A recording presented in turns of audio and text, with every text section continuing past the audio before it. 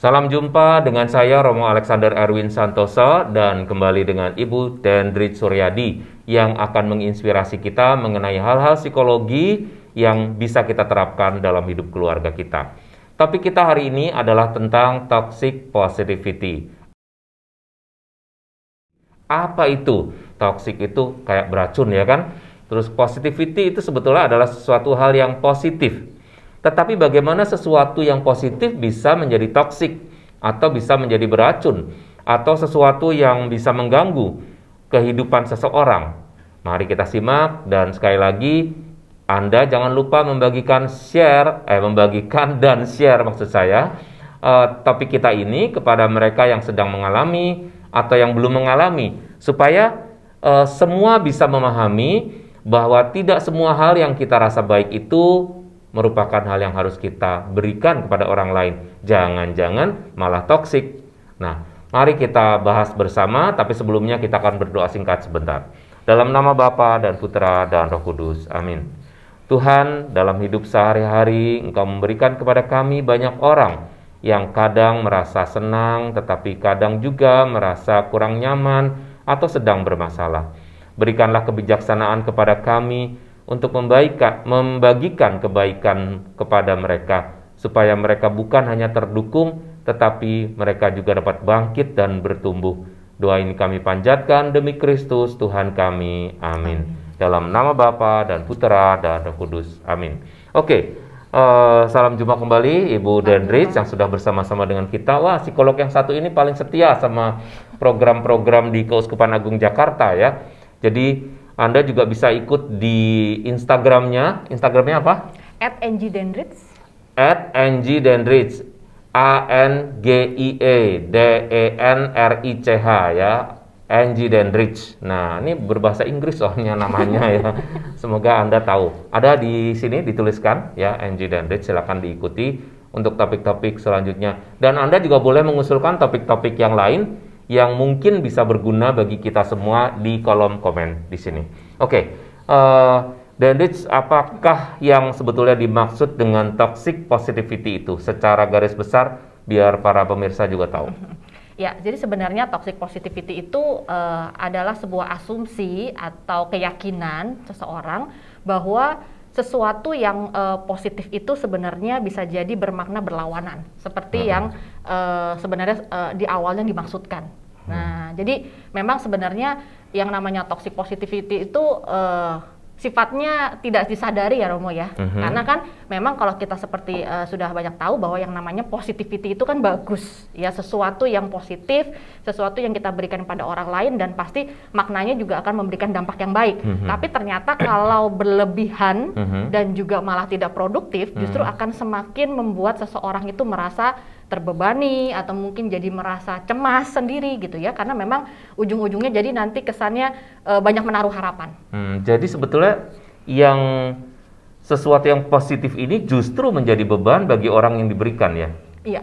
Mungkin bisa diberi contoh kepada pemirsa, pada kita semua, yang contoh yang mungkin lebih bisa dipahami itu seperti apa ya, misalnya dalam situasi apa, misalnya lalu orang memberikan apa sehingga bisa disebut bahwa dia punya positivity yang toxic gitu.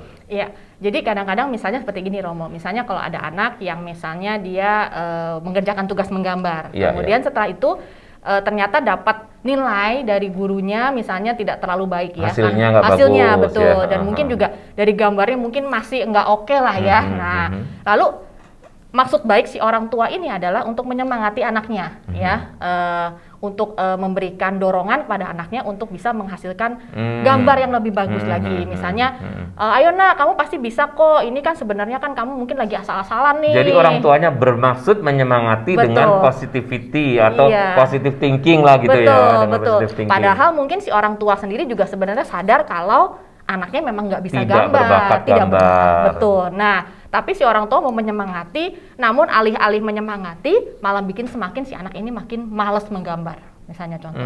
Jadi sebetulnya karena orang tua nggak paham, lalu mencoba menyemangati, dan kalau rumusan lama kan mengatakan ya, udah semangati aja, yang positif itu nanti akan mungkin memberi dia support supaya dia terus mengembangkan diri dan akhirnya berhasil begitu ya. Ternyata sekarang ditemukan bahwa itu suatu yang toksik ya, suatu yang belum tentu benar karena si anak sendiri sebetulnya tidak punya kemampuan untuk apa yang dipujikan oleh si orang tuanya itu. Atau gitu mungkin diharapkan sama orang tuanya mau. Jadi sebetulnya tuh over ekspektasi atau apa? Sebenarnya karena mungkin dari sisi orang tua sendiri mungkin mereka lupa kalau mereka jadinya kan menghindari kenyataan, Romo. Dia tahu ada kenyataan anaknya tidak berbakat gambar, kemudian dia semangatin, padahal dia tahu gambarnya nggak akan sebagus seperti apa gitu ya, yang seperti mungkin yang mereka inginkan atau yang mereka biasa lihat gitu. Nah, kalau dia menghindari kenyataan seperti itu, barulah itu disebut sebagai toxic positivity. Jadi ini kalau mau gampangnya pakai gampangnya pemirsa ya, bahwa dikatakan bahwa ini adalah suatu penyemangat yang justru beracun. Kalau pakai bahasa kata untuk kasus ini ya, untuk isu ini, bahwa ketika kita menyemangati sesuatu yang tidak terjadi atau tidak mungkin terjadi karena orang yang kita semangati itu tidak mempunyai kualitas seperti yang kita harapkan atau kualitas seperti pada kenyataannya, maka itu bisa menjadi beban buat dia yang justru akan menjadikannya pengen memenuhi, pengen mengabulkan harapan itu tetapi tidak bisa, sehingga malah justru menjadi beban pikiran atau mungkin kesedihan atau mungkin malah jadi putus asa juga gitu ya. Tapi kalau efek-efek biasanya, kalau dari efek dari toxic positivity ini biasanya seperti apa dirumuskan? Iya, yang pastinya tidak akan membuat seseorang itu menjadi lebih baik sebenarnya, Mo. Oh, malah justru tidak baik ya? Iya, makanya kan dia istilah toksiknya ya. Harapannya mau bikin dia jadi lebih baik, tapi ternyata malah semakin membuat dia menjadi lebih baik. Misalnya tidak baiknya seperti apa? Ya, contohnya kayak seperti tadi, kalau ujung-ujungnya dia jadi merasa bahwa ada harapan yang semakin diberikan dari orang lain, membuat dia jadi mungkin ada keinginan buat mengejar, memenuhi tuntutan tersebut, tapi ternyata kalau dalam hati sendiri, saya memang nggak bisa kok, gitu ya. Ujung-ujungnya jadi self-kritik, Romo. Jadinya dia menyalahkan diri sendiri, jadi merasa tidak percaya diri, gitu. Jadi, ya makanya bilang, bukannya menjadi lebih baik, justru malah semakin buat dia jadi beban dan akhirnya ujung-ujungnya menjadi penderitaan buat dia. Ya, jadi memberikan pada dia kayak guilty feeling, rasa bersalah ya, kenapa saya nggak dapat memenuhi ini, atau kenapa saya tidak dilahirkan dengan bakat itu gitu ya. Jadi ini toksik banget ya, toksiknya berarti di pikiran gitu ya, di pikiran dia berputar-putar di sekitar mau mengabulkan atau mau mewujudkan mimpi orang lain itu. Tetapi sebetulnya dia nggak bisa gitu ya, sehingga itu benar-benar malah justru membuat dia mati langkah mungkin gitu ya. Karena terus-menerus pengen di situ, padahal sebetulnya bakatnya nggak di situ. Ini mungkin yang paling terlihat gini, misalnya kalau para orang tua misalnya ngelihatnya begini, saya sudah mensupport anak saya kok, tapi kenapa anak saya nggak sukses ya? Nah itu kan kadang-kadang suka jadi kayaknya nggak sesuai ya, Romo ya. Kan harusnya kalau saya dukung anak saya, harusnya anak saya sukses. Tapi apa yang salah ya dengan dukungan saya sehingga anak saya malah nggak berhasil. Nah itu jangan-jangan toxic positivity ini, Romo. Jadi kita harus curiga nih kalau harapan kita tahun demi tahun tidak kunjung berhasil ya. Mungkin kita yang harus tobat gitu. Kita yang harus sadar bahwa pengharapan kita, meskipun sebaik apapun pengharapan itu, tetapi itu tidak betul atau itu tidak akan terwujud menjadi kenyataan dan malah justru akan menjadi beracun. Kalau toksik, kalau setiap kali kata toksik itu beracun ya, menjadi toksik bagi si orang yang kita semangati, ya contohnya tadi anak ya, dan itu nggak membawa kemana-mana, malah justru kitanya juga terus-menerus menyemangati kayak nggak ada hasil, yang si anak juga terus-menerus disemangati, merasa bahwa dia berasa bersalah, malah mungkin dia merasa kecil. Nih aku ada apa ya gitu. Mungkin apalagi kalau saya mau menambahkan sedikit, apalagi kalau ditambah dengan Tuhan ya. Misalnya Tuhan sudah menganugerahkan kepada kamu, tidak ada yang tidak bisa. Dalam nama Tuhan kamu pasti bisa. Kalimat-kalimat itu akan lebih membuat Tuhan aja nggak mampu membuat aku bisa. Bisa-bisa malah justru yang toksik itu menurut saya toksik terhadap imannya. Bisa juga. Karena dia akan kecewa bahwa Tuhan aja nggak mampu mengubah saya gitu. Jadi benar-benar toksik lah sebetulnya ya. Jadi kita harus benar-benar sadar bahwa tidak semua hal yang kita anggap sebagai kebaikan nih ya, itu memang akan berhasil atau memang ada buah yang baik ya, malah justru dampak yang negatif yang akan dimunculkan gitu. Jadi kalau contoh-contoh dari toxic positivity itu seperti apa aja misalnya? Yang lain ya Romo ya. Oke, misalnya kalau ada teman kita yang bersedih, misalnya ya, dia sedang lagi punya masalah dan setahu kita nih ya, setahu kita kenyataannya kita sering melihat dia adalah orang yang ceria misalnya. Suatu hari dia sedih, dia murung gitu ya. Kemudian kita waktu tanya sama dia nangis, dia cerita masalahnya. Nah, kita kan alih-alih kita kan teman baik ya Romo ya, kita pengen harus semangatin dia, motivasi. Yang ada kita misalnya mengucapkan, ayolah kamu pasti bisa lah, kamu nggak usah sedih kayak begini, biasanya juga kamu ceria kok, kamu kan orangnya ceria, biasanya kamu yang bikin kita happy kok gitu. Masa kamu sekarang yang sedih, ayo dong semangat dong bla bla bla. Kamu pasti kuat, kamu pasti bisa. Positif, maksudnya teman-temannya positif. Tapi sebenarnya di pertanyaan lagi, bagaimana si teman kita yang sedang sedih ini mempersepsikan, mengasumsikan apa yang dia dengar. Dia jadinya diharapkan harus selalu jadi orang yang ceria di tengah teman-temannya. Kamu nggak boleh sedih ya, kamu kan orangnya ceria. Jadi sebetulnya tidak diterima seutuhnya malah orangnya. Betul, kamu tuh kuat loh, kita taunya kamu kuat, masa kamu kayak begini gitu. Nah, jadinya ujung-ujung dia mempertanyakan, sebenarnya saya orang kuat atau saya orang kuat apa orang lemah sih? Saya mampu atau tidak sih sebenarnya? Ya, dalam arti lebih ke pemahaman akan dirinya sendiri menjadi kabur ya, karena dikaburkan oleh omongan orang lain bahwa dia bisa begini, dia pasti begitu. Iya, padahal kan sebenarnya kan ya orang kuat pun pasti pernah sedih kan Romo. Jadi bentuknya bisa, yang pertama tadi bentuknya sebetulnya bisa positive thinking terhadap sesuatu, lalu supporting ya, lalu bisa juga tadi mau meneguhkan ya, atau mau mengingatkan.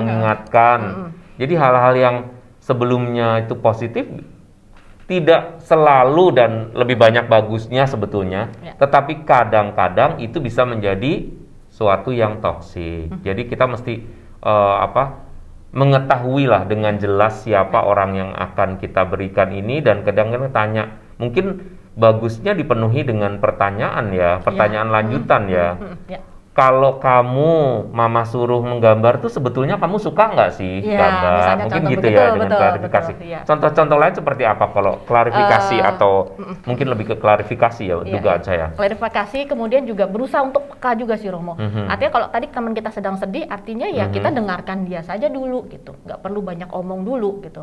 Mungkin dia butuh teman bicara, punya teman untuk curhat dulu gitu ya. Nanti kalau udah selesai, ya kita baru bertanya, apa yang bisa saya bantu untuk kamu? Nah, itu akan jauh lebih nice dan mungkin lebih tepat, karena mungkin aku mau sendiri dulu aja deh, atau temani aku berdoa deh misalnya, atau doakan aku deh. Nah, itu mungkin lebih motivasi support yang jauh lebih tepat buat dia, yang dia butuhkan saat itu. Jadi sebetulnya proses mendengarkan itu penting ya, sebelum, bahkan kadang-kadang kita hanya harus mendengarkan aja ya, tidak harus supporting itu tidak harus dengan memberi atau menasehati atau mungkin mendukung dengan kata-kata verbal ya. Tetapi bisa juga dengan yang non verbal ya kan, mungkin dengan mengerti gitu ya, iya baru saya juga kayak gitu gitu mungkin juga karena kita juga bukan gini aja, mungkin menurut saya kita juga memahami diri, kadang-kadang yang diduga orang atau yang dipuji orang muji kita itu belum tentu semuanya benar ada di kita kan. Betul. Kadang-kadang misalnya kayak saya nih, Romo sih apa sih yang nggak bisa? Romo sih pasti pinter lah, disuruh khotbah langsung nggak usah baca langsung. Loh, nggak usah baca, emangnya saya ensiklopedi atau emangnya saya kitab suci? Kan pasti enggak ya. Tapi kadang-kadang orang begitu percaya bahwa kalau Romo pasti bisa gitu. Nah itu yang menurut saya menjadi tidak tepat, meskipun itu sifatnya sangat positif dan tidak menimbulkan sakit hati, tetapi sebetulnya toksik juga. Jadi kalau saya misalnya nggak memberi sesuatu yang baik, mungkin beban juga buat saya. Saya bayangkan kayak gitu ya seandainya. Mungkin itu baik ya. Apalagi yang bisa dilakukan kalau begitu untuk menghindarkan diri kita dari memberi toxic positivity tadi? Ya, sama yang mungkin itu juga sih, selain tadi peka, mendengarkan, tadi juga Romo bilang lebih klarifikasi ya. Kalau menurut saya juga yang paling penting itu adalah kita lihat sebenarnya dia ini butuh apa, kemudian juga kadang-kadang kita juga perlu tanya sebenarnya apa sih yang dia miliki, hal yang positif yang lain yang dia miliki. Karena bisa jadi dia sekarang dalam kondisi nggak bagus, karena mungkin yang tadi misalnya kayak gambar, dia lagi nggak bagus. Kita alihkan ke topik yang lain. Topik apa yang dia sukai tadi pertanyaan Romo ya. Topik apa sukai, kita gali di situ supaya it's okay, gambarnya dapat nilai segini nggak apa-apa. Kan yang lain kamu bagus, kamu jagonya di situ. Gitu. Kalau tadi oke, kamu lagi sedih ya sekarang ya. Oke, kalau kamu gimana cara menyelesaikannya? Perlu sendiri atau perlu orang lain? Gitu. Oh, saya perlu sendirian. Oh ya sudah, kita menghormati. Jadi kita merespek apa yang bisa dia miliki dan yang nyata tentang diri dia. Oh gitu ya. Sekarang kalau seandainya dalam posisi lain ya, ini dalam rangka dengan anak, tetapi dalam posisi misalnya ada teman yang sedang berduka karena salah satu anggota keluarganya mungkin sakit, meninggal atau apa ya, dipanggil Tuhan, lalu kita bisa nggak memberi toxic positivity dengan mengatakan, kamu sih pasti kuat, kamu yang sabar ya, kamu kuat, Tuhan sudah memberikan yang terbaik, Tuhan sudah ini. Nah itu kan sebetulnya bagi si orangnya saat itu ini bukan yang terbaik gitu. Apalagi kalau misalnya itu anaknya yang masih kecil ya kan, itu kan anak masih bisa tumbuh, itu anak gue baru berapa. Nah bisa jadi itu sesuatu. Apakah itu juga termasuk toxic positivity juga? Iya, kalau mungkin dalam positivity dalam arti kepada Tuhan ya. Iya, sebenarnya kan ingin menenangkan, sebenarnya ingin menghibur. Tapi kadang-kadang kan kita nggak pernah tahu cerita the whole story-nya kan, dari cerita awalnya seperti apa gitu. Jadi kalau kita main bilang bahwa anakmu baik gitu atau orang tuamu tuh baik, pasti dia akan diterima, dia sudah duduk di sisi Tuhan. Tahu dari mana gitu. Kadang-kadang kan buat orang-orang yang sedang dalam kondisi berduka, hal-hal kayak gitu tuh ada kemungkinan akan ditolak mentah-mentah gitu. Apa sih gitu. Harusnya masih hidup, kenapa gini gitu. Jadinya bukannya malah membuat dia terhibur, tapi membuat dia semakin meratap. Atau mungkin semakin menyesali ya, ya. Ada hal lain lagi yang mungkin mau disampaikan terkait dengan toxic positivity ini, mungkin untuk pemirsa mungkin satu tips atau apa supaya nggak toxic?